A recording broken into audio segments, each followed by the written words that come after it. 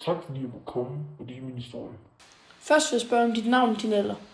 Mit navn er Joan Moir. Jeg er 23 år gammel, og jeg er soldat for den franske hær, og har kæmpet i krigen siden 1914. Så vil jeg spørge om, hvordan det er at være soldat i krigen. Det er forfærdeligt.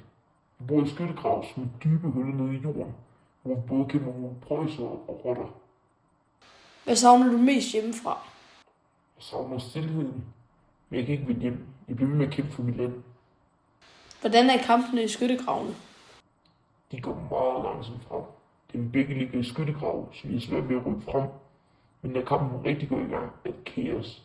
Granaterne, skuddene og kanonkuglerne flyver rundt om ørerne på os. Det farligste er dog at løbe over ingenmandsland, som er stykkerne imellem skyttegravene, hvor vi er meget nemmere ofre.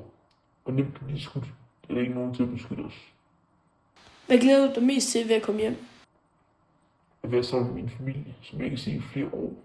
Jeg har kun skrevet få breve til dem. Det var alt for i dag. Tak fordi du vil medvirke. Tak fordi jeg måtte. Og husk på os, der kæmper, og dem, der aldrig kommer hjem igen.